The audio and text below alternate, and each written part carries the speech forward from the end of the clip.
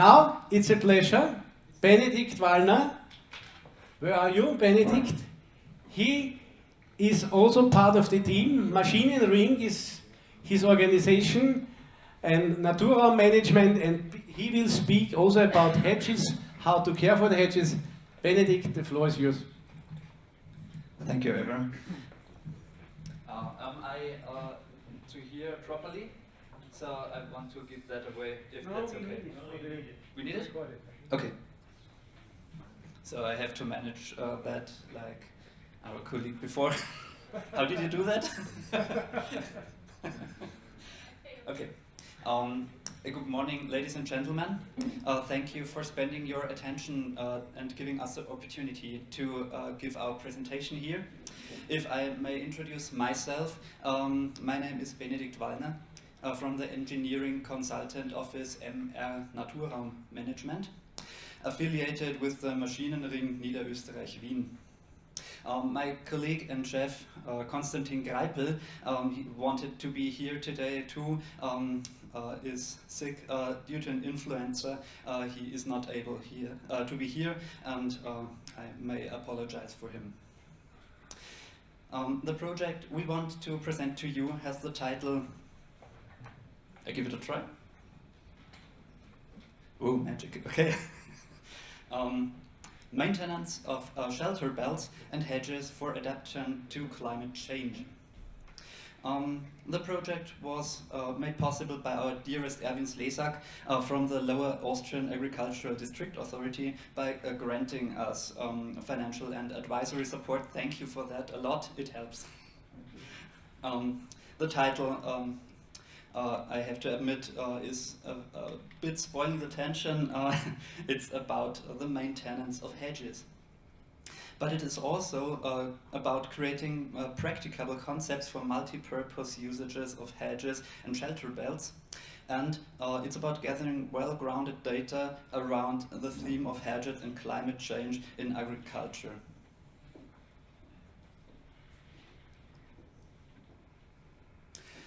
Here I want to show you some pictures about what we are talking about. Shelter belts or hedges in different states. Here in the left up without trees. In the right corner without shrubs. Not the ideal condition. And here in the lower picture without anything. We found very different hedges. Some words about our organization. Our organization contains a couple of firms which depend all from a registered association of about 15,000 farms and their farmers in Lower Austria and over 80,000 farms in the whole country of Austria. And with those connections, we are gladly integrated in a strong communication network of stakeholders of agricultural regards. And therefore, you can imagine, obviously, the climate change. And we see it necessary, as such a stakeholder, to do our part to make things better.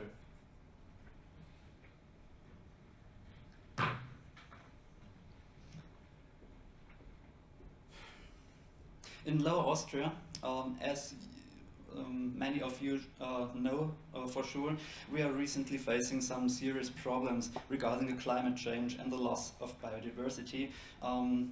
Late spring precipitations or hotter summers, drier summers, higher average wind speeds, higher top wind speeds, and thus as agricultural soils are exposed to a higher evapotranspiration, a decline of organic carbon and other disbenefits like soil erosion.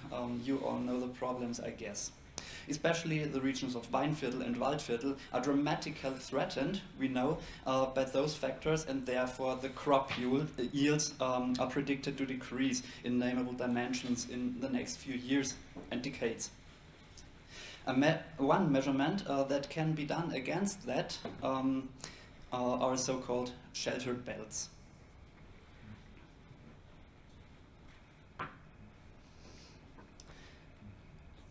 Shelter belts, a short repetition, are linear field woods of trees and bushes with a hem of herbs or grasses around it, and these shelter belts are able to reduce the wind speed to about 60%, says literature.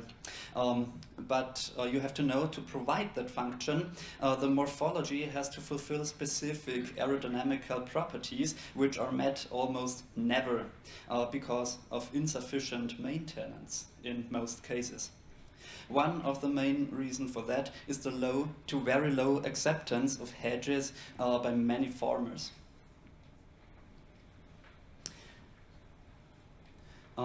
The first big focus of our project is the part maintenance. We have we have a huge lack of maintenance all over the countryside, and this is the focus. As said, we could find 3 different project sites in Lower Austria with different properties, and the handling of hedge maintenance in our project can be broken down to 4 main steps. There, obviously, assessment, organizing, implementation, and evaluation. I do not want to dive too deep into that matter because I want other things to show you due to the short time of the presentation. So here comes our second very important focus in the project.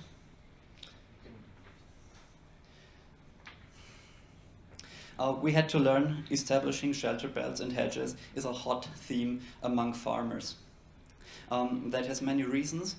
And despite our knowledge that farmers are closed in by a lot of public expectations, legal requirements, restrictions, funding mechanisms, price building mechanisms, and so on and so on, we had to learn we do not exactly know their problems and their own perceptions and points of view about the themes we talk about.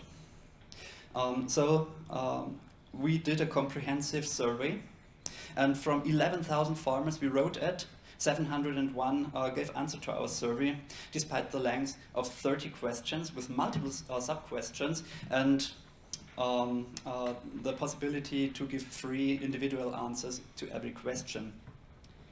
The statistic analysis we did crystallized 3 types of farmers with typical answering behavior, and the results were partially confirming our assumptions, but they were partially surprising us, and I want to give you a brief overview about that.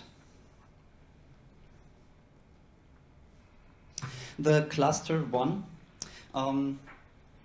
are the existentially threatened idealists. This is the smallest group we found and the youngest group, with the highest share of women, the smallest farms, and a focus on meadows, wine, vegetables, and fruits. This group need partners. We had to learn that they need partners and initiatives to join and would be glad about cooperations. They do not trust very well in the existing funding instruments. We found that very interesting. And their perception of hedges is that hedges are very useful, and biodiversity and ecosystem services are very important tasks for those farmers. And here a hard fact we had to swallow. 54% of them are considering to give up the business due to climate change disadvantages and effects. It is a small group of farmers, but over the half of them are considering giving up their farms. Here comes cluster 2, the calm providers of society. This is the oldest cluster of farmers, with medium-sized farms and a focus on grain and stock breeding. They are much more optimistic about the things to come, climate change, biodiversity, and so on, and they don't consider giving up their farms in any way. They are optimistic about the future. Hedges are more useful for society than for own farms in their own answers, and they have a relative high trust in existing funding instruments. You can see that group was about a quarter of the whole sample. The third cluster were the pragmatic professionals. This is the most largest cluster with a high male share. Their farms are up to 1,000 hectares big and concentrate on grain and forest. Their sorrows about the climate change for the farms are on a medium level, and some of them would give up due to climate change, but the most would continue their farms. They show low interest in societal tasks, in nature, in biodiversity, and in climate. Also, they show a low trust to authorities and politics. They stand on their own and want to continue what they do.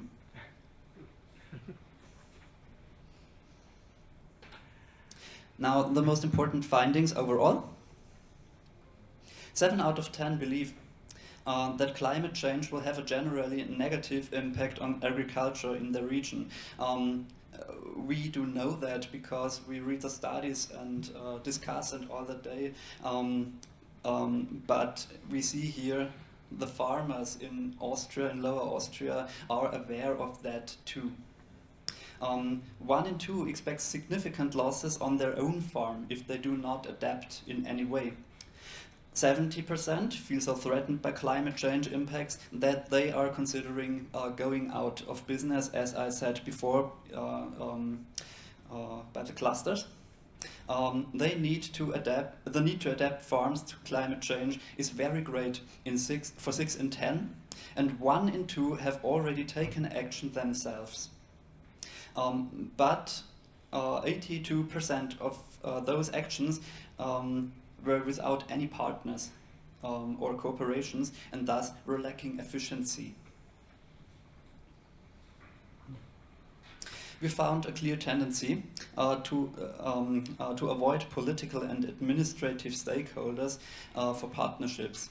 And we found also a clear tendency that farmers want to avoid complicated funding mechanisms. Also, they want easy solutions, no bureaucratic. The favored partners for farmers are to find in other places. They would rather cooperate with their interest groups, with their own interest groups, other farmers and well-chosen research institutes, rather than administrative or political stakeholders. But overall, the most important finding on the survey is the request for practical and less bureaucratic solutions, fair and open information, and bilateral communication, as well as the willingness to participate in partnerships and cooperations. That was my presentation. Thank you for your attention. You see here our contact data. That is my chef, Konstantin Geibel, and me on the right side. And please feel free to ask your questions. Thank you.